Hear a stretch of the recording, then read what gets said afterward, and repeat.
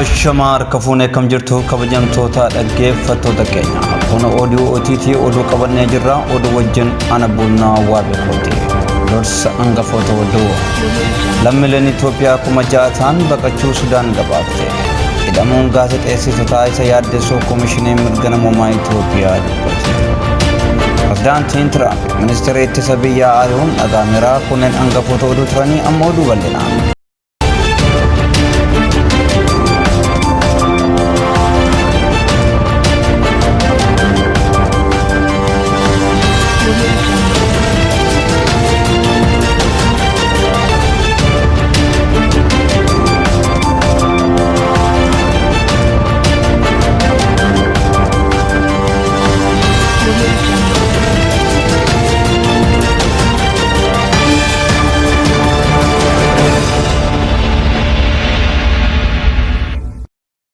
لميلن إثيوبيا كما جاء أولتان ورانا موتما فرالا في موتما نانو تغراي قدو تادي ماجرود إيسون سودان اتبقى چوان غون بيجتيمان بلنو دوكنا عمر أحمد لميلن إثيوبيا كما جاء أولتان ورانا موتما فرالا في موتما نانو تغراي قدو تادي ماجرود إيسون سودان اتبقى چون أنغاوتين بيجتيمان رو تجاجل أدو سوداني سونا جدمونا موني ورانا كان بقى نانو بيجتي القدا جدموتي Bakachaa akka jiran jiraattoonni hangafoota naannichaa wabeeffachuun gabaaseera.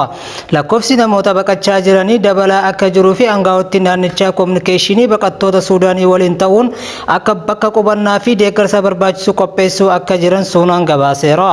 Hangafoonni Suudaanii guyyoota dhufan keessatti lakkoofsi namoota daangaa ce'uun gara Suudaanitti baqatanii hanga namoota 20,000 tilmaamuun qophii gochaa jiranis gabaaseera.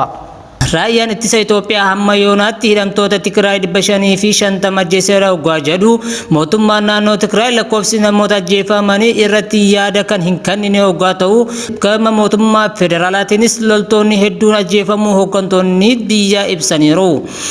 Guyyoota jalqabaatti humnoonni naannoo Tigraay haleellaa Iizii kaabaa irratti banamanii loltoonni osoo itti hin qophaa'in haleellaa irra gahee haala suukanneessaan ajjeefamuun isaanii hooggantoonni kanneen dubbachuu isaanii ni yaadatama. Pirezidaantiin naannoo Tigraay Dabratsiyoon Gabra Mikaa'el ibsa kibxata kanneen mootummaan federaalaa baadiyyaattis magaalattis haleellaa xiyyaaraa waraana naannicha keessatti raawwatamaa akka jiru ibsaniiru.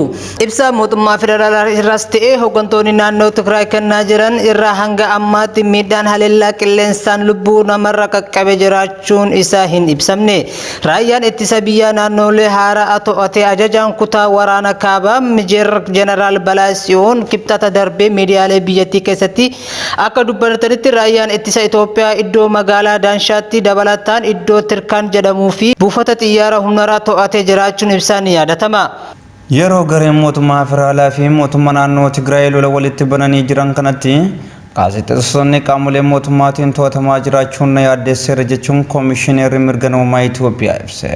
Pirezidaantiin koomishinii mirga namummaa Itoophiyaa Dr. Daani'el Baqqalaa akka jiranitti torban kana keessa erga waraanni waliinii biyyattiitti eegale as gaazexeessonni 6 hidhamanii hanga yoonaa mana murtiitti hin dhiyaatin jiraachuu dubbataniiru. Gaazexeessonni 3 eejensii pireesii Itoophiyaa keessaa qaamolee nageenyaa federaalaatiin kan qaban yoo ta'u Saanis gaazexeessaa Haftuu Gabra Egzaabeer Abraa Agosii fi Saggaayee Hadduushee jedhamanidha.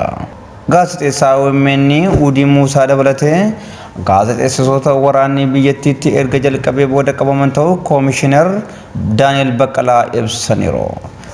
Torban dura gaazexeessaa miidiyaa Waloo miidiyaa kan ta'e Baqaaluu Alaamirroo fi qopheessaa olaanaa gaazexaa Addis Istaandaard kan ta'e Amadiinee Quba Mikaa'el qaamolee nageenyaatiin qabamaniiru. Yeroo lolaa fi waraanaa kanatti to'atamuun gaazexeessota Itoophiyaa keessatti danachuun yaaddeesseera kan jedhu dhaabbanni mirga namummaa Itoophiyaa dhimmi gaazexeessitoota kanaa bu'uura seeraatiin akka hordofamu qabus ibsaniiru. Gaazexeessaan OMN Mallasaa Dirribsaa ji'oota 5 oliif mana hidhaa bilxiginnaa jiraachuun isaa ni yaadatama. Godina Wallaggaa Lixaa Aanaa Gimbii bulchiinsa magaalaa Gambeellaa keessatti sadaasa 9/2020 poolisiin humna addaa Oromiyaa dargaggoota 2 manaa gadi baasuun ajjeesuun beekameera. Dargaggoonni ajjeefaman kunneen carraa horiyaa fi maatos bantii kan jedhaman yoo ta'u hojii guyyaa hojjechuun maatii isaanii kan tajaajilaa jiran jechuun obboleessi maatos bantii miidiyaa OMN itti himeera. Taatee kun qibxata waaree booda naannoo saasa galiif walakkaa keessa dargaggoota qe'ee isaanii keessa nagaadhaan jiraatan irratti ajjechaan kan raawwate jechuun jiraattonni naannichaa dubbataniiru. Sababa qaamolee nageenyaatiin roorroon uummata keenya irratti godhamuuf jecha awwaala obboleessa koo irratti argamuu hin dandeenye kan jedhu miseensi maatii nama ajjeefame tokko waggaa dubbatu maatiin jaarsummaadhaan poolisoota kadhatanii reeffa fudhachuun kaleessa reeffa dargaggoo kaanis awwaalaniiru. Poolisiin humna addaa Oromiyaa maqaa olaantummaa seeraa kabachiisuu jedhuun aanaalee godina Wallagga Lixaa hedduu keessatti neetwoorkii balleessuudhaan namoota nagaa hedduu hidhaa fi dararaa jiraachuun dubbatamaa tureera.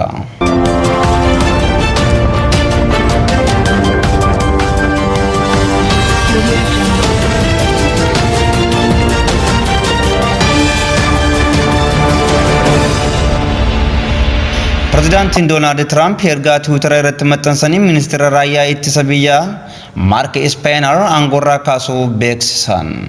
Maxxansa isaanii kanaan hoogganaa giddugala duula farra shororkeessummaa biyyaalessaa kan turan Kiristoofer Miirar atattamaan aangoo sana akka qabatanis dubbataniiru. Ministeerri raayyaa ittisa biyyaa Ameerikaa Esperii fi Tiraamp erga dhiyoo asiitii waldhabaa turuun isaanii ni yaadatama. Tiraamp hanga yoonaatti bu'aa filannoo morkataan isaanii Joo Baayiden injifachuun ibsamaa jiru kan hin fudhanne waggaa ta'u anumayyuu filanichi kutaalee biyya tokko tokko keessatti hatameera jechuun himata isaanii mana murtiitti dhiyeeffataa jiraachuun isaanii beekameera. Filatamaa haaraan White House galuuf guyyootni muraasni yeroo afan kanatti Tiraamp aanga'aa abuusanii haaraa muuduun isaanii waan ajaa'ibaa ta'e mul'ateera.